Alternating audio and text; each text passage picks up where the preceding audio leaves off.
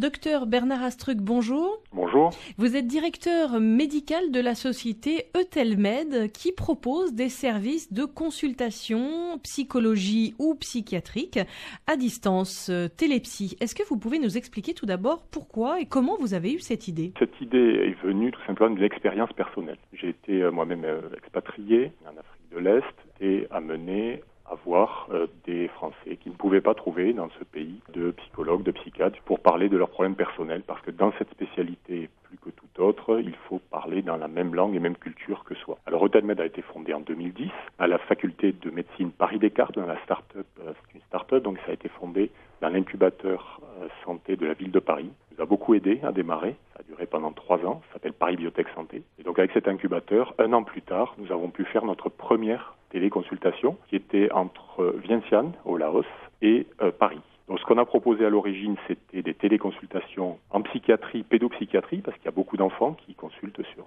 notre réseau, avec à l'origine des pédopsychiatres en France et des cliniques que nous avons installées en Asie. Et puis nous avons aussi développé un réseau avec des psychologues, parce que tout le monde n'a pas besoin de voir un psychiatre ou un pédopsychiatre. Donc nous avons proposé des consultations avec des psychologues. Ça se peut se faire de la maison, c'est beaucoup plus simple, et les psychologues exercent de leur cabinet. Donc nous proposons actuellement des consultations dans de nombreuses langues et cultures différentes, puisqu'il y a actuellement 16 langues et cultures différentes dans le réseau, pour pouvoir permettre aux gens qui sont loin de professionnels de santé de pouvoir consulter. Il ne s'agit pas que des expatriés toutefois parmi les patients. Alors exactement, ça peut toucher bien entendu des expatriés parce qu'ils ne trouvent pas près de chez eux de psychologues ou psychiatres de même langue et même culture qu'eux, mais ça peut être aussi des gens qui sont sur des sites isolés. On pense en particulier aux travailleurs qui sont sur des plateformes ou des choses comme ça, mais il y a aussi des gens qui sont tout simplement bloqués chez eux parce qu'ils ne peuvent pas se déplacer, ils n'ont pas physiquement les moyens de se déplacer, mais ça peut aussi être des gens qui sont dans un contexte où ils n'ont pas la possibilité de trouver, dans un milieu rural par exemple, et donc ça leur permet de consulter sans quitter leur domicile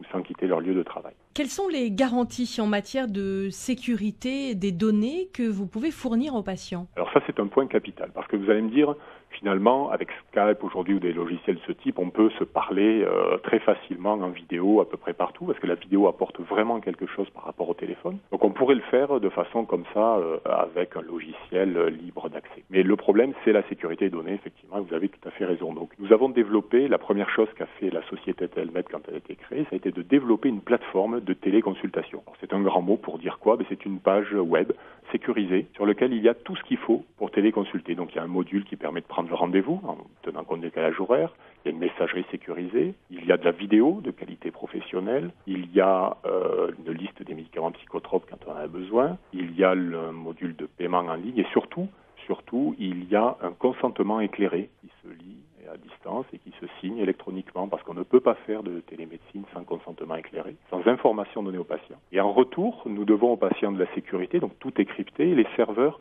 sont hébergés chez ce qu'on appelle un hébergeur agréé de données de santé. C'est-à-dire que toutes les données personnelles du patient vont être sécurisées chez un hébergeur agréé, tout comme les données que vous laissez quand vous allez à l'hôpital. Merci, Dr Astruc, d'avoir répondu à nos questions. Je vous en prie, merci à vous.